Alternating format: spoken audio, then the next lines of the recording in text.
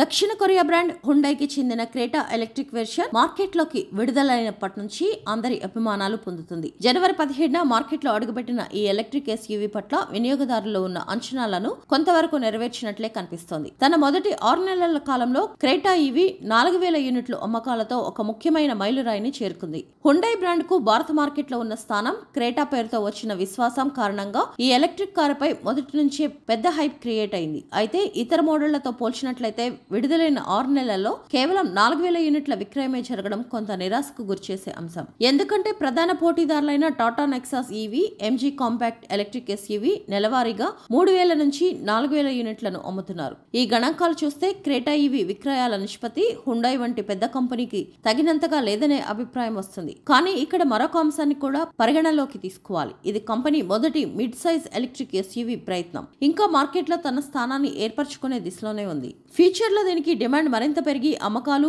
ఇతర ప్రధాన ప్రత్యర్థులను సైతం దాటే అవకాశాలు మెండుగా ఉన్నాయి. హుండై క్రేటా ఈవీ పట్ల ప్రారంభం నుంచే వినియోగదారులు ఆసక్తి ఉండగా చివరికి అమ్మకాల పరంగా ఆశించినంత స్థాయిలో చేరలేకపోయింది. దీని వెనుక ప్రధాన కారణాల్లో ఒకటి ధర. ఈ ఎలక్ట్రిక్ ఎస్యూవీకి హుండై సంస్థ నిర్ణయించిన ధర 17.99 లక్షల నుంచి 24.37 లక్షల మధ్యగా ఉంది. ఇది స్పష్టంగా మధ్యతరగతి వినియోగదారులకు కొంచెం అధికంగానే భావించవచ్చు. వీటిని దాని ప్రత్యర్థులతో పోలిస్తే తేడా మరింత స్పష్టంగా కనిపిస్తుంది. ఉదాహరణకు ఎంజీ విండ్సర్ ఈవీ 9.99 లక్షల ప్రారంభ ధరతో అందుబాటులో ఉండగా టాటా నెక్సాస్ ఈవీ కూడా 12.5 లక్షల వద్ద ప్రారంభమవుతుంది. ఈ రెండు మోడళ్లు వినియోగదారులకు ధరపరంగా తగ్గుతూ ఉంటూ అత్యధిక అమ్మకాలను నమోదు చేస్తున్నాయి. ఇంత తక్కువ ధరలో మంచి ఫీచర్స్ అందిస్తున్నప్పుడు హుండై క్రేటా ఈవీ లాంటి ప్రీమియం ఎస్యూవీ కొంచెం క్లాస్ అధికమైన మార్కెట్లోకి మాత్రమే పరిమితమవుతుంది. దీని ఫలితంగా అతిపెద్ద మాస్ మార్కెట్ ను ఆకర్షించలేకపోయింది. నిజానికి ఈ ధర వద్ద వినియోగదారులు మరింత స్థాయిలో ఫీచర్స్, విభిన్న బ్రాండ్ ఆప్షన్స్ ను వెతుకుతారు. లేదా కొంతమంది ఎలక్ట్రిక్ కార్ల కంటే